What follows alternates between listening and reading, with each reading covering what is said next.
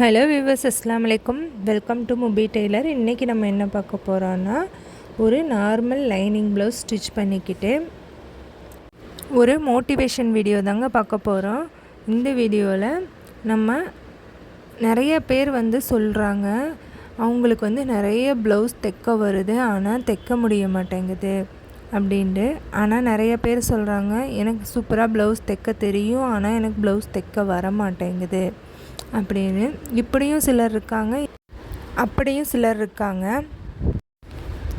இன்றைக்கி நம்ம ப்ளவுஸ் எனக்கு தைக்கிறதுக்கு தெரியும், நான் ப்ளவுஸ் தைக்க ஆசைப்பட்றேன், ஆனால் எனக்கு ப்ளவுஸ் நிறைய வர மாட்டேங்குது அப்படிங்கிறவங்களுக்கு சில டிப்ஸ் அண்ட் ட்ரிக்ஸ் தான் நம்ம பார்க்க போகிறோம்.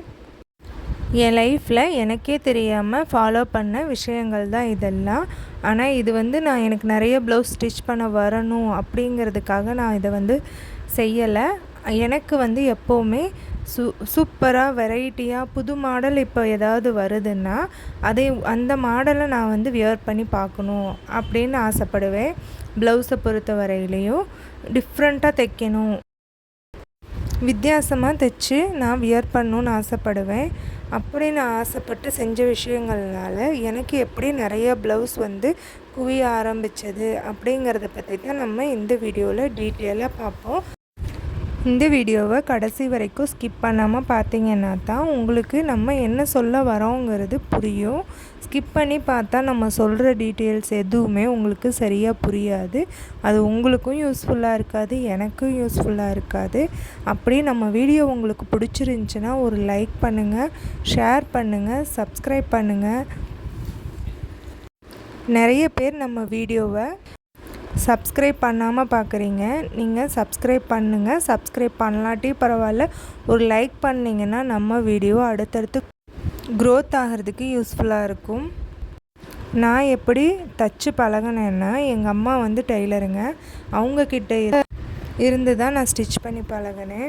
நான் ஸ்டிச் பண்ணி பழகும்போது இவ்வளோ ப்ரொஃபஷ்னலாக நான் ஸ்டிச் பண்ணுவேன்னு நான் நினைக்கவே இல்லை.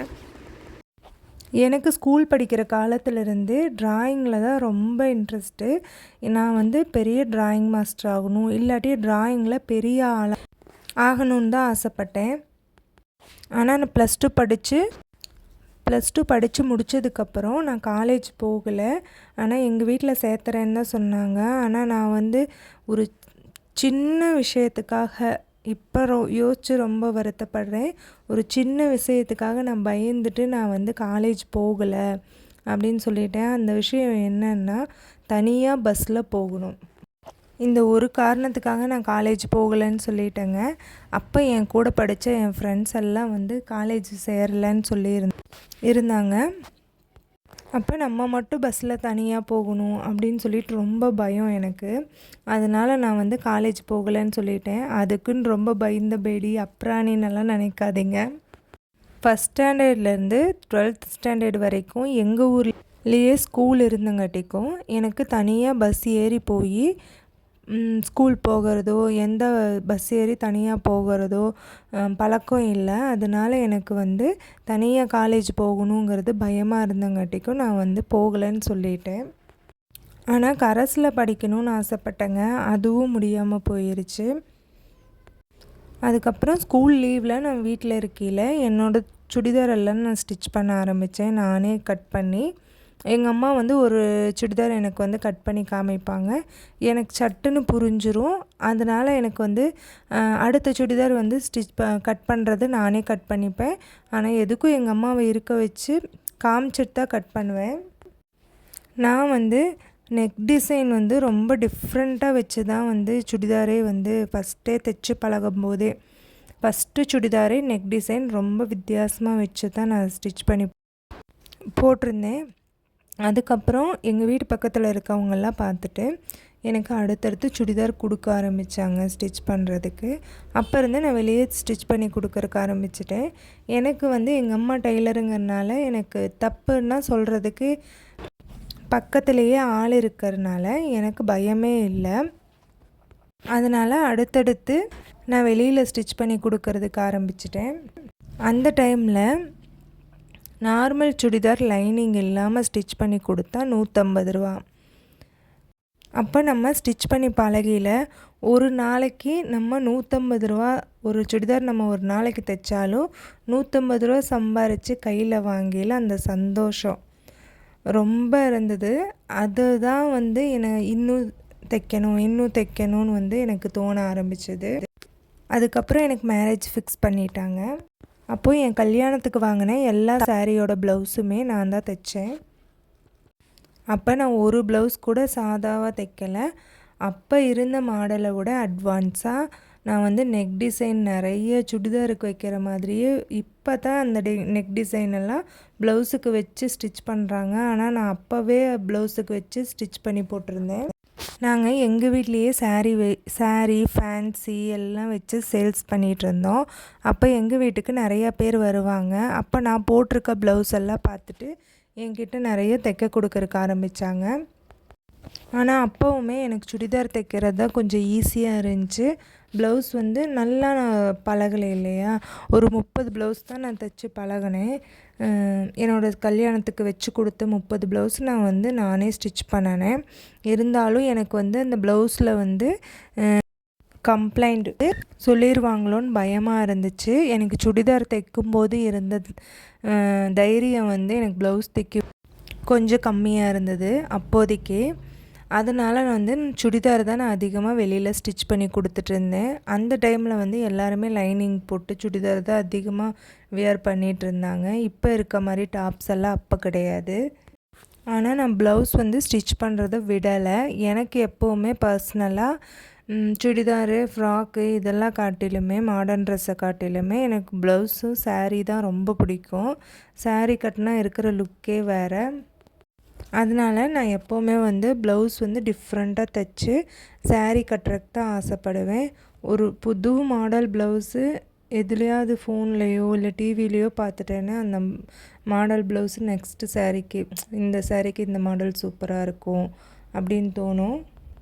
அடுத்தது நான் அதே மாதிரி சாரீ வாங்கி ஸ்டிச் பண்ணி போட்டுருவேன்.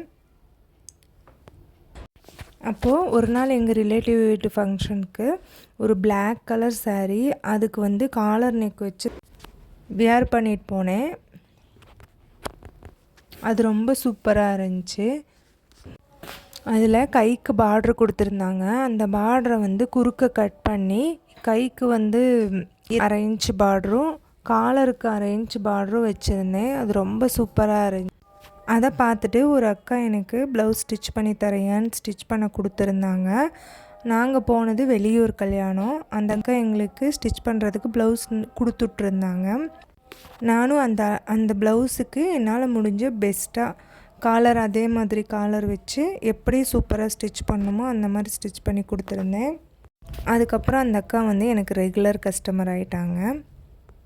அதுக்கப்புறம் அந்த அக்காவை பார்த்து அவங்க ரிலேட்டிவ் நிறையா பேர் எனக்கு ப்ளவுஸு ஃப்ராக் அந்த மாதிரி நிறைய டிஃப்ரெண்ட்டாக எனக்கு வந்து ஸ்டிச் பண்ணுறதுக்கு சான்ஸ் கிடச்சது. அதுக்கப்புறம் அவங்க வீட்டில் அடிக்கடி கல்யாணம் வந்துக்கிட்டே இருக்கும். அந்த கல்யாணத்துக்கெல்லாம் புதுசாக வித்தியாசமாக தமிழ்நாட்டில் ஸ்டிச் பண்ணி போடாத மாதிரி கொரியன் மாடலு அந்த மாதிரி கொடுப்பாங்க.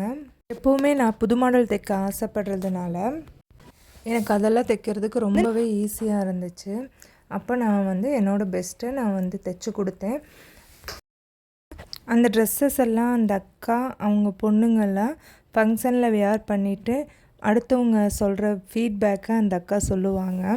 நாங்கள் வந்து ரொம்ப ஃப்ரெண்ட்ஸ் ஆகிட்டோம். அதுக்கப்புறம் அவங்க வந்து டிஃப்ரெண்ட்டாக ட்ரெஸ் பண்ணுறதுனால ஃபங்க்ஷனில் எப்போவுமே தனியாக தெரியுவாங்க இல்லையா, அதனால் பார்த்துட்டு மற்றவங்கெல்லாம் இது எங்கே தைச்சதுன்னு கேட்டுட்டு நிறையா பேர் தைக்க கொடுக்கறக்கு ஆரம்பித்தாங்க.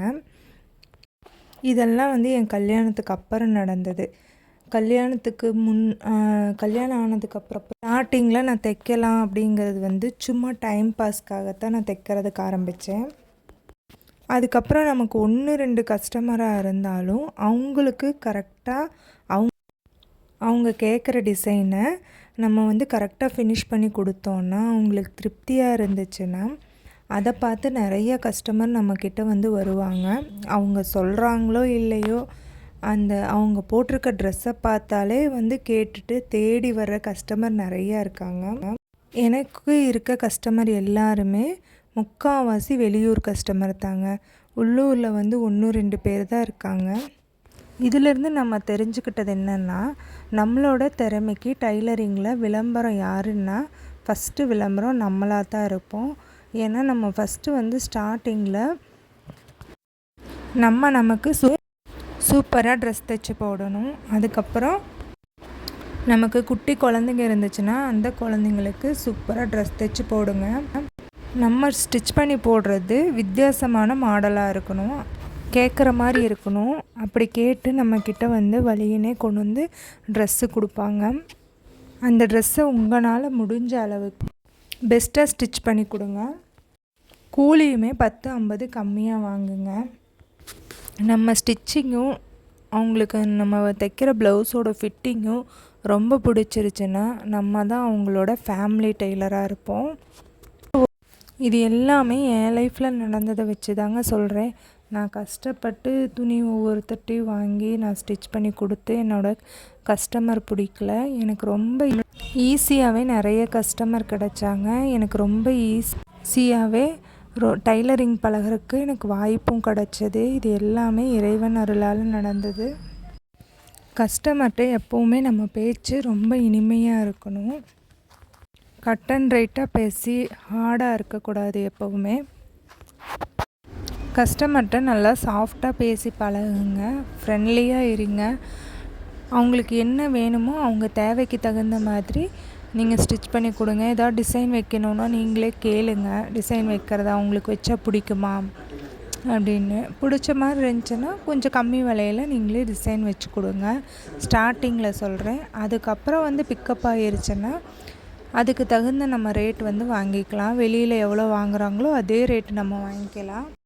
இது எல்லாமே வந்து எனக்கு சூப்பராக ஸ்டிச் பண்ண தெரியும், ஆனால் ஸ்டிச் பண்ண வரல அப்படிங்கிறவங்களுக்கு தான் இந்த டிப்ஸ் நான் சொல்லிகிட்ருக்கேன்.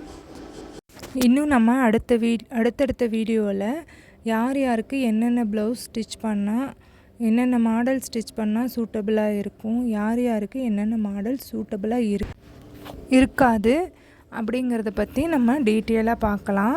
ஏன்னா இது எல்லாமே ஒரு டைலருக்கு தெரிஞ்சிருக்க வேண்டிய முக்கியமான விஷயங்கள்.